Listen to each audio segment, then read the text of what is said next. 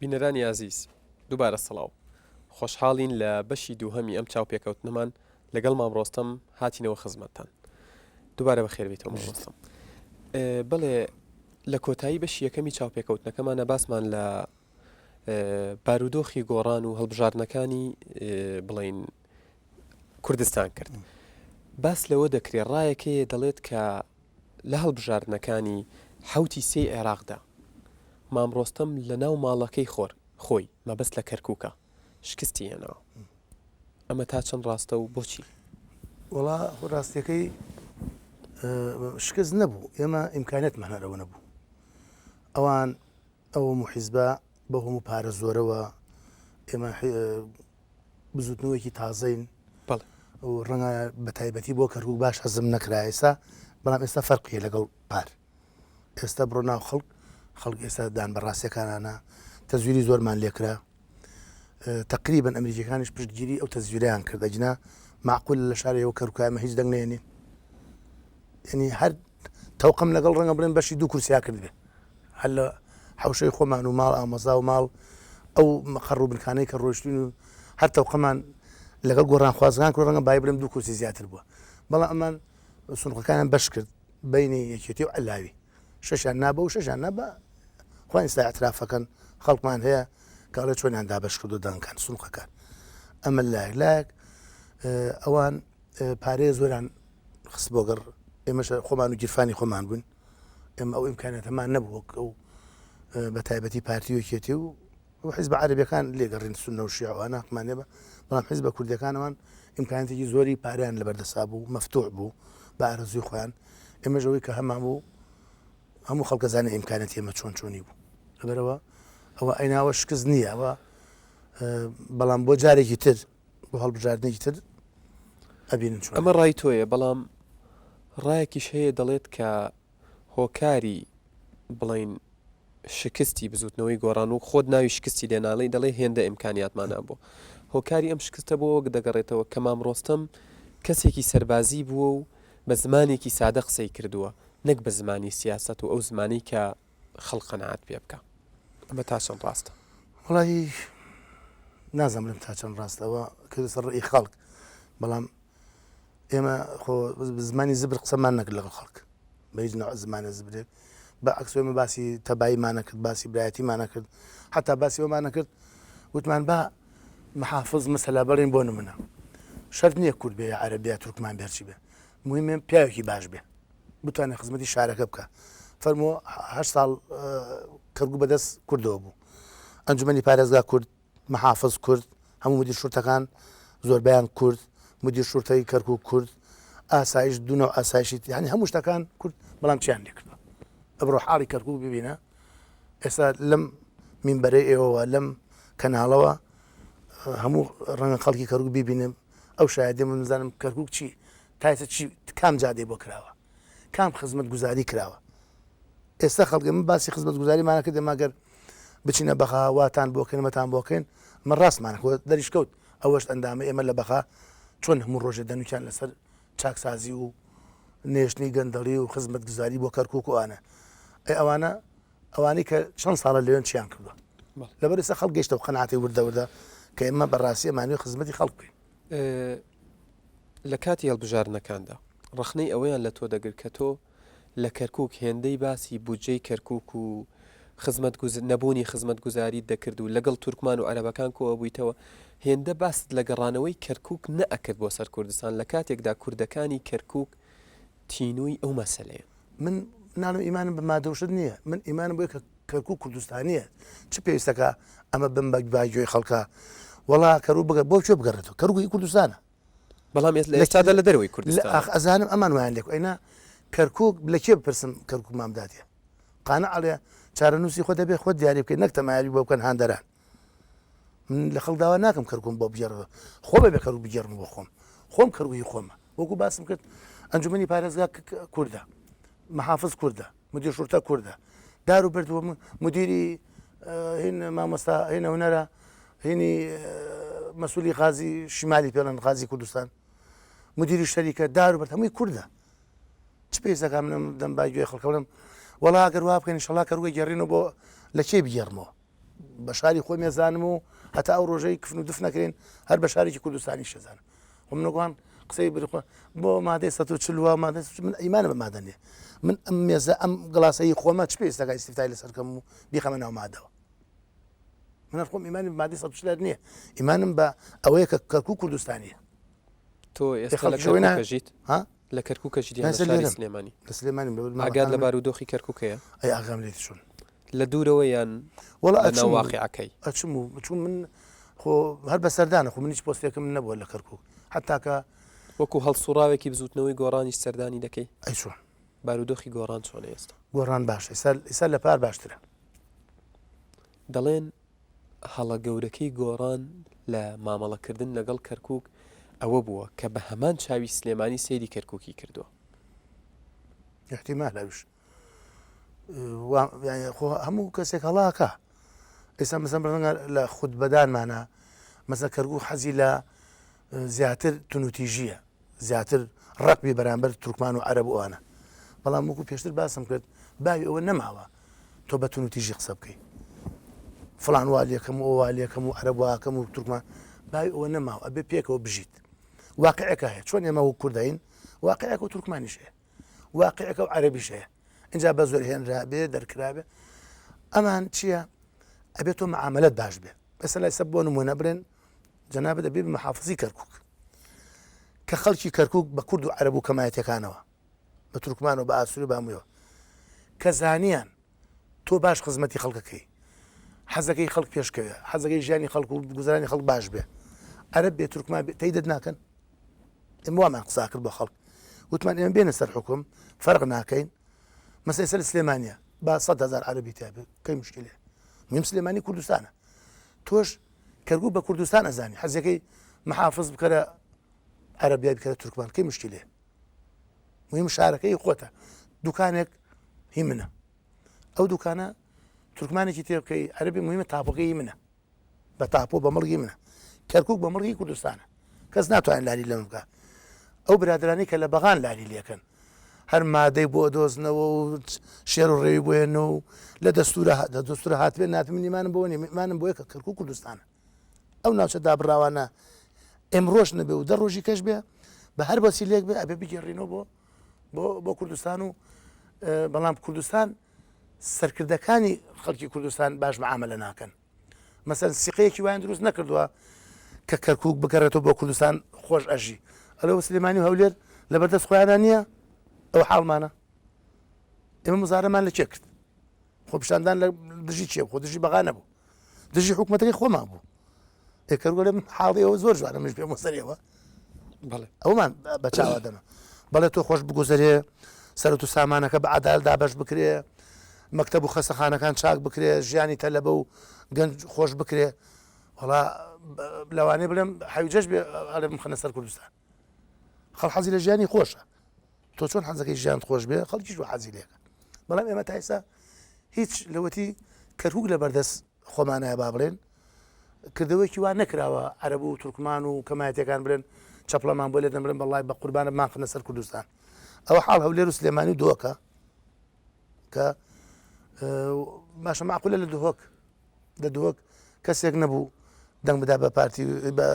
یەکێتی و گۆڕان و حیزبەکانی تر هەمووی 100% پارتین یا بە لێت فەن بە ترسان و تۆقانن جا کەی ترسان تۆقانە نەما تر خەڵک ئازادە بێ بە تابعی کوێ بەڵام ئێمە بە مڵکیەتی کەرکووک کوردستانە و بڕواشت بەو حەقیقەتە هەیە کە ڕۆژێک لە ڕۆژان کەرکووک بگەڕێتەوە سەر کوردستان حتمەن ئێجا بەس لەسەر دەستی ئەم قیادەی ئێستەنە چونمانە ئەوەی خەریکی خۆیان و خۆسەپانی خۆیان و بنەماڵەکانیان لەسەر دەست ئێمانە بڕۆ ناکەم ڕژبینم بۆ ئەویان بەڵام بۆ ئایندەی گەنج وەکو ئێوە و نەوەی داهاتوو پێم بە هەر وەسیلێک بێ گەڕنەوە کوردستان بەڵێ گەربینە سەر باسی پەیوەندی بزوتنەوەی گۆڕان لەگەڵ لایەنە سیاسیەکان پەیوەندی نێوان بزوتنەوەی گۆڕان و پارتی دیموکراتی کوردستان ئێستا چۆنە؟ وەڵا ئاساییە لە چ ڕوویەکۆ نازانم لە ڕووی سیاسیەوە لە ڕووی دیبلۆماسیەوە تا چەند مامەڵە لەگەڵ یەکەکەن تا چەند گوێ لە یەکترەگرن تا چەند دانیشتنتان هەیە وەڵام من نازانم لە چ ڕوویەکۆ تۆ بینەکەی بەڵام ئەوەی من ئەبینم هەر کۆبنەوە جارە تایسا دوو کۆبنەوە کراوە کۆبنەوەکەی تریش ئەوەی کە برادران شتەکان بۆ بردو مەشروعەکان ئەوان وانەدامە شەرتە من مەشروعە ئەوان لە میدیاکانە سەقەتەکەن تۆ مەشروعێکی دەیتێ ئەڵێ ئێمە شەرتمان قبول نیە با بە شەرت نییە شەرت ئەوەی ئەڵێم واوال لێکم ئەوە شەرت ئێمە ئەم مەشروعە بینەران بخوێنەوە خەڵکی متابعیکەن خراپ بوو فریدن باش بوو بە قسەمان ئەوانەی ئێمە دامانەوە مشتەکە وازم ڕۆژانە خۆتان متابعاکەن لە کەینە خوێنێتەوە باسی بودجێ باسی سەرۆت و سامانی گشتیە باسی بە هەدەردانی سەرۆت و سامانی وڵاتەیە بەڵێ مام ڕۆستەم مەبەستی منەوە بوو لە ڕابردوودا گرژیەک لە نێوان پارتی و گۆڕان هەبوو ئێستا ئەو گرژیە بوونی ماوە کەمتر بووەتەوە چکم ئەوان گرژەکان دروست خۆمە هێزمان نییە و هیچمان نییە گرژی بنوێنین ئەوەی هەمانە کەناڵەکەی و کە قسەی لەسەرەکە و باسی حقەتەکانەکە ئەوان ئەڵێن ئێوە بێ گرژەکە لەوا دروستە بەڵێ بێ نابێ ئیعلام قسە بکە ئەیکەواتە تۆ تەلەڤیزیۆن بۆچیە وانە تۆ هەڵەیەکەکەی من هەڵەکان بخەمە ڕوو ئەوان ئەوە بە خراپەزارن بەڵام ئێستا ئەهۆنتر بووەتەوە با بڵێن لە چاو بەڵێران لە دیدارێکدا دەڵێیت لە 63ەوە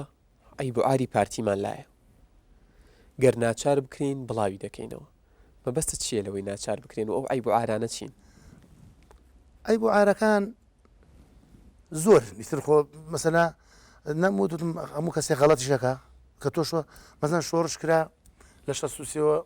دوای دووبارێکی دروست بوو بە جەلالی و مەلایی دوای خۆیان پێڵن نەکسە و هەنێک پێڵی ئاش بەتاڵ ئەوە بوو دوای ئەوە ئەمە لە 76 ئەمە دروست بوونێ ئەمانە ئەیبوعارەکان هیچە تەلەڤیزۆن نیستا هەموو ڕەنگ ئەو وەختە وابوو بێ ئێستا ڕەنگ ئەوە نەکرێ نەتوان پێت باش مەسا هەنێش ڕابرد و کراوە ڕەنگی ساکە ئەی بێ بیکەیت ئەلۆ بابەتە کەواتە تۆ لە ئێستای ئامادەنیت هیچ ئاماژە بۆ ئەیبوعارانە ناچوومی بۆ تەلەڤیزۆن باش نیە و داجا خۆم بەشێک بووم لە ئەو حیزب و تایە بووم لە 68 پێشمەکە بینە تا کۆتایی تا 75 ئەوەی بووە لەگەڵا بوویت و هەچەنێ ئەزانم نوقسانی هەبووین بەڵام هی ئەوە نییە ئێستا ڕەنگە لە داهاتوە لە عینەکانما بینوسم ئەگەر ویستم مزەکەرات شتێکی خۆم بنووسم ڕابردوو خۆم بنووسموانە ڕەنگە بەڵام ئێستا لەسەر کەناڵ شتەکانە نایرێم بەڵێ مام ڕۆستەم ئێوە زۆر جار مەبەستم سەرکردەکانی بزوتنەوەی گۆڕان دوو پارتە فەرمانڕەواکە بەوە تۆمەتبار دەکەن کە گەندەڵن کە بەشدارن لە بەتاڵان بردننی سامانی ئەم وڵاتە کە بێدادی هەیە کە بەرپرسن لە کوشت و بڕ پێت وایە ئەمە منطقی بێت یعنی ئێمە مەبەستم ئەوەیە ئێوە ئێستا لە قسەکانی خۆشتا بڵین دوو پارتەکە حکوومەت کە ئەوان حکوومەت بەڕێوە دەبن بەرپرسن لە گەندەڵی بەرپرسن لە کوشت و بڕ بەرپرسن لە بێدادی و نائەدالەتی تا چەند هەستەکە ئێمە منطقیە چی بەڵگەیە بۆ قسەکانت کە ئەو قسانە منطقی بەڵگە هەر لە خۆتانە پرسم سووتانی ئەم نالایە من لێ بەپرسم مەسەلا ئازادکردنی تارەچیەکەی کە خەڵک چوولەکە ڕوان لە ئەو پەڕی ئەفریقاوە نازیەکە گرێ هێنێ بۆ تەل ئەبیب لەوێ محکەمەیەکە لێ پێچینەوەەکە ئێمە تارەچی کە زمان حاڵی ئەو حکوومەتی ئەو سابووە بە کیماوی لێداوین مەبەست فڕۆکەوانەکەی هەڵەبجەیە ئەوەی هەڵەبجە مەسەلا جارێک لە تەلەڤیزۆن مامجار خۆی من ئیمزای ناکەم بۆ ئیدامکردنی کەس بەڵام هێزە نێتە سەر گەنجەکانی خۆی لە بەردەرکی سەرە ئەمە من لێ بەرپرسیارم بڵێ یعنی من وەکو پێم وتی پێشتر باسم گوتمەکە من محافظ بم ناڵم یەک نوقسانی لەم شارە بێ ئەگەر بوو نایکەم ئەگەر نەمتوانی مەسەلا بڵێن من مەسئولی هێزێکم کە هێزەکە بە قسەی نەکردم وازێنم تۆ مەسئولی سلێمانی بی هەر شتێک ڕوودا لە سلێمانی تۆ لێ مەسئولی من وەختی خۆی بڵێن سەرتیوی 22 کەرکک بووم چاکەکەی هەموو گەڕاوەوە بۆ من مامڕۆستەمە و سەرتیپە و شەو ڕۆژ بروسکە و بروسکە کاری و شانازیم پێوا کرد کە سەرتیپێکی خەڵک باسەکار تیپێکی چالاک بوون غێر من لێ مەسئول منە خراپەکەشی بوو بێ هەر من لێ مەسئول لەم حکوومەتی سلێمانیشە کێ محافظە و کێ مەسئولی حکوومەتە ئەو لێ مەسئولە قابل خۆ من لێ مەسئولیم کێ مدیر شورتەیە مدیر شورتە بەدەستکێیە مدیر ئاسایش بەدەستکێیە محافظە بەدەستکێ ئەوان هەرچی خراپەیەک لەم شاراکرێ یەکێ زلێ لێکێ بدا حکومت لێ مەسوولە چون حکومت بۆ چی حکومەتە تۆ بڕە لە ئەوروپا بچووترینشت بکە لێ پێچینە دەکەن خۆتمە بەسەر ناو سیارە جەزا ئەخرێ شتێک فڕێتە سەرجادا جەزا دەخەن هەموو شتێک قانون چون قانون نییە حکومت لێ مەسوولە بۆ نییە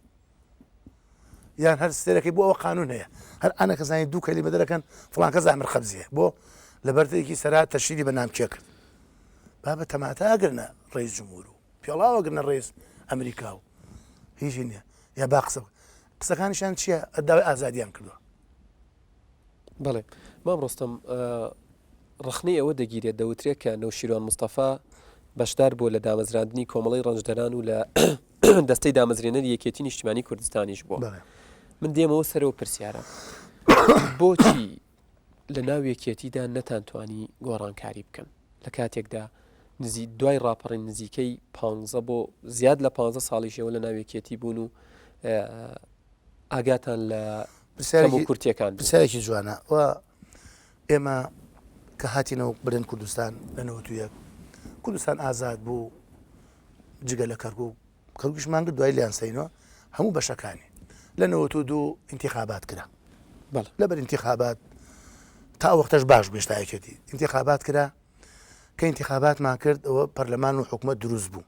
دوای ئەوە یەکسەر شەڕی ناخۆ دروست بوو تۆ لە شەڕ ڕابی ناتوانێ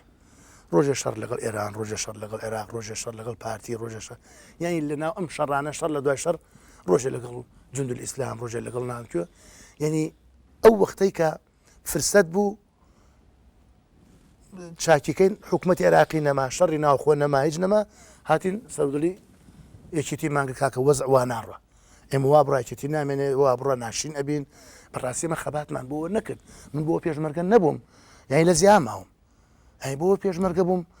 کەسێک دەوڵەمەند بێ خەڵکێک سوالکە ئێمە لافوگەزافی ئەومان لێدا لە دیهاتە ئەگەڕێن بۆ قسەمان بۆ خەڵکیە کردیا لە شارەکانە دوای 92 خۆت بەمان بۆ خەڵکیەدا ئێمە حکومت تەشکیلەکەین حکومت وا خزمەتی خەڵکە ئەماکە بەعکسەوە دەچ هیچیمان وا نەکرد ئێ لە بەرەوتمان وا بڕوا نابێەوە بوو ڕیفۆرم دروست بوو بۆ هێندە دواکەوت ئەخنانە ببنێ ئەو شەڕانەوە شەڕەکانی ناوخۆ وای لێکرد نەتوانی چاکە لە دوای تقریبن حکوومەتی بەعس و ئەوانەوەی تر هاتین خۆمان چاکەین پێمان چاک نەکرا سەبەکەش مامزال خۆی بوو نەویست چاکیکە کە نەویست هاتینە دەرەوە لەیەکێتی ئێمە ئێشقا کوشتمان نەکردووە من لەم تەلەڤیزۆنە برێن ئیشم پێ ناکرێ ئەچمە دەرەوە بخۆم ئیشێکی کاکەمیان بێ لە شتێک ترەکەمەوە ئێمە هاتینە دەرەوە ئەوە بۆ کۆمپانیای وشە دروستمان کرد لە گردەکە و وردە تەلەڤیزۆنەکە و سایتەکە و ڕۆژنامە و ئەوانەمان دامەزران و دامان بەگوێی خەڵکا کە ئێمە شتێکی ناومان بزوتنەوەی گۆڕان و ئەمانەوەی بیگۆڕێن واش ئەیگۆڕێن وە گۆڕیمان ئاواکەن ئەوانەی کە ئەو شتانی جەیدە و ڕۆژانەکەێنێن و سایتەکانی نەکەین خۆمان هەمانە خەڵکمان لێ تێگەیانوە دەستمان ناوەتە ئەمە چون ناوێکێتیا بۆمان چاک ناکرات چون یەکێتی هەمووی لەگەڵ تۆ نییە هەمووی لەگەڵ بۆچوونی تۆن ڕەنگە حەزی لە ساری جوان و خانووی جوان و مەسەلا بابرین ڕەفاهێت و هەموو ڕۆژە لە ئەوروپا بێ و بێ بڕە قزمێکشی حەزی لەوەنی حەزی لێ خزمەتی خەڵکان جاوە ناگونجان خۆلاسە نەکران بۆمان نەکرا ئەو کەلیمانی بۆمان نەکرا چاکسازیمان نەکرا ناوێکێتی ئێستا هاتون و گروپێک پێمانن بزوتنەوەی گۆڕان و هاتوون لەم ڕێگەی بەشخم بڵێ هەمیشە سەرکردەکان یەکێتی نیشتیمانی کوردستان بە ئێوەشەوە کە پێشتر لە ناو حیزب بوون باستان لەوە دەکرد کە کۆنگرا وەسیلەیەکە بوو ئەوەی خۆتان ڕێک بخەنەوە خوێندنەوە چییە تۆ وەکو سەرکردەیەکی پێشووی یەکێتی نیشتیمانی کوردستان بۆ کۆنگرەی سێ یەکێتی نیشتیمانی کوردستان کە تیایدا باسی ئەوان بە ئینشقاق ناوێن بردووە ئینشقاقەی گۆڕانیشیان کردو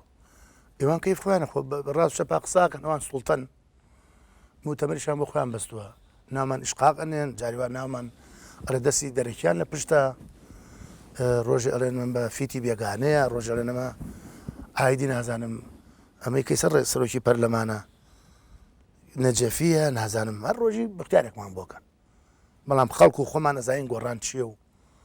بە ئەوان بخوارە بختیان بکەن موتەمەریان بەس موتەمەری چەپڵە بە چەپڵە فڵان و چەپڵە فڵان و ینی لە خۆیان پرسە بزان خۆیان لە ئەدای موتەمەری خوان ڕازین بۆ کەس وێرای قسێ بکە کەواتە تۆ پێ دوایە یەکێتی لە قەیراندا بێت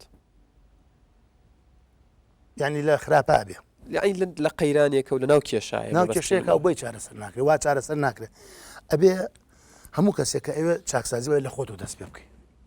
من ئەبێ لە شخصی خۆمەوە خۆم چاکەم اینجا بتوانم خوارەوە خۆم چاکەم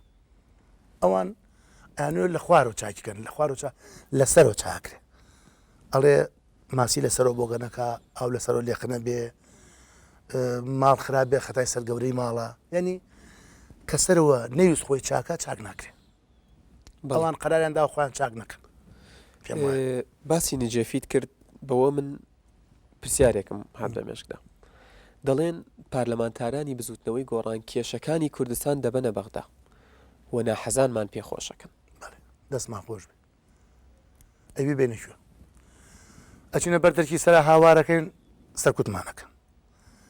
ئەیکەی بە مزەکەرە ئەی دڕن لە پەرلەمان قساکەی ئەی خەنە زۆرینە و کەمینە ئەی هاوار بۆ شۆ برین ئەرێ ئەیدەم نەبێ هاکەم و قاچم نەبێ ڕاکەم ئەی قوڕی کوێ بەسەراکەم ئێمە دوای جامە خۆ حکومت بێگانە نییە حکومەتی خۆمان نییە بەغا عید بەغانی نێمە لە ساحەفدەکە چی داتێ تورکیا و سووریای دەن بەغا داتێ معاش لە عید بەغا سەرۆک کۆمار کووردە خۆ نەماڕش ئەی خۆیان لەوێ سوێنیان نەخواردە لە بەغا کە مامزال سوێنی بۆ چێ خوارد لە بەردەست چێک سوێنی خوارد لە بەردەم نەجەفی سوێنی نەخوارد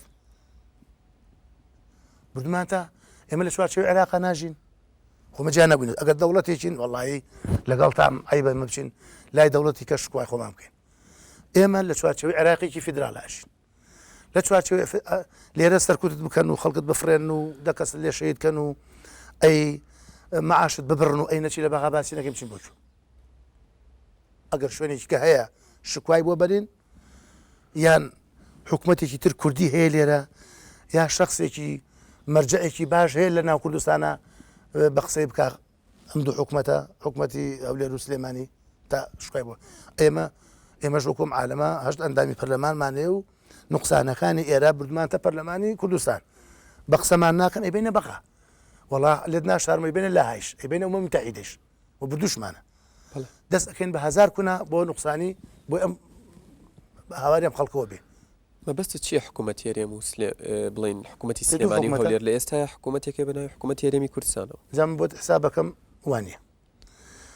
ئەوە خۆ کۆسەت نەچوو بە دێگەڵە نەدی چیان کرد ئەو ڕۆژنامە نووس کاک بەختیار عەلی و بەختیار عەلی باشمت بەڵێ بەختیار عەلی و کاک ئاراز و نۆزوور لێنانەدەنە بەرتفەنگ لە دێگەڵە تا دێگەڵە مشکلان نەبوو لە دێگەڵە بوو بارە ئەو ڕۆژەکە کۆسەت وا ڕۆشتون ئاسو ئەڵمانی و ئەدنان مفتی و نامکێ هەمیان ئەنجێڕایەوە لە دوکان بۆ نیانجێڕاوە خێر دوو حکومەتن ئەمەوە بڕۆ کەرکووک دوو ئاسایشی لێ کاکەڵۆ هەڵکەوت یەکێتیە هەڵۆکەی تریش پارتیە دوو ئاسایشێ لە کەرکووک ئاسایشیش عێراق ئەمەسێ لەبەرەوە بۆ دیسپاتەم کەوا دوو حکومەتە چون حکومەتی هەولێر لەگەڵ حکومەتی سلێمانیت جای لەبەرەوە لەم دوو حکومەتی هەولێر و حکومەتی سلێمانی بەڵێ تۆ پێت وایە نەوشیرۆن مستەفا کەسێکی نەزیه و پاک بێت بەڵێ سەرکردی قانون ناڵێمەدا بە بەلەدێ هی خانووکی خۆی کە تایەتی هەر لە ڕابردووەوە تا ئێستا تۆ پێت وایە کەسێکە نەزیه و پاکەویش قسەیەکی لەسەر نیە بەڵام لە دوایین کۆنفرانسی ڕۆژنامەوانی بڵین حزبی کۆمۆنیستی کرێکاری کوردستاندا ئەوان سەرکردایەتی ئەو کاتەی یەکێتی و نەوشیروان مستەفا بەوە تۆمەتبار دەکەن کە دەستیان هەبووە لە کوشتنی 5 هاوڕێیاندا وەکو خۆیان دەڵێن لە ساڵی 2000 ئێوە وەڵامتان چییە بۆ ئەمە ئەو زەمانە حکومت لێدەن ئاسایش بەس ئەوی ماڵەکەی نزیک ماڵ کاک نوشوان بوو ئەینا ئەو عیلاقەی پێوە چی بخۆ لە حکومەتان نەبوو کاک نوشوان دوجا ئەمانە چەند لاپەڕی قەدیم وەڵاوە زەم ماوەیتر پێم وایە بڵێن عەبدولکەریم قاسمیش کاک نوشوان کوشتی هەر ما ئەوەش بڵێن ڕەنگە ماوەیەکە بەخوا عەبدولکەریم قاسمیش کاک نوشوان کوشتی یعنی بە دوای ئەواگەر ناتوان بڵێن دزە ناتوان بڵێن فایلی هەیە و جاسووسە ئەگەڕێن وڵا وەختی خۆی لە پشت ئاشان وەختی خۆی نازام ناوی چییە ڕەوتی کۆمەنیست نازانم چێ ئەی خۆیان ئەوە ڕابردیان پاکە خۆ ئەچی شەڕی ناوخۆی کێ کردی خۆ شەڕە ئەو شەڕان لە زمانی حیزبی دیموکرات و لە زمانی 63 و لە دار و بەردەوە ئەوە مشەڕە خۆ من نەمکرد بەڵام ئەمانە گەڕێن بۆی ناشتینتکەن مەسەن بۆ نمونە بە منانە گەڕێکێکێ باوکم گەڕێکەوە سێ چوار خانووی بدەن باقی بخۆت یەک خانوویان بدەنە من باقی بخۆی بۆ کابرایکە ئەیوت گەڕێکێکێ بەڵێ ینی ئەوانە تا هەم تەشیرن ومەتوانین شکاتکەین هەنێ جار بەڵام پیاعی بچێت لەگەڵ زەلامێکی بێ مستەوا دانیشی بۆ محکەمە کاری وڵا وایوت با بەخۆی بڵێ خەڵگەن کە خەڵ ناسی تر پێویست ناکاتەوە دیفاع لە خۆ بڵێ پێت وایە مێژوو لە کەس خۆش بێت دوای ئەم ناوبڕە وەڵام من بەرەوە بینەرانی عزیز ناوبڕێک وەردەگرین و دەگەڕێنەوە لاتە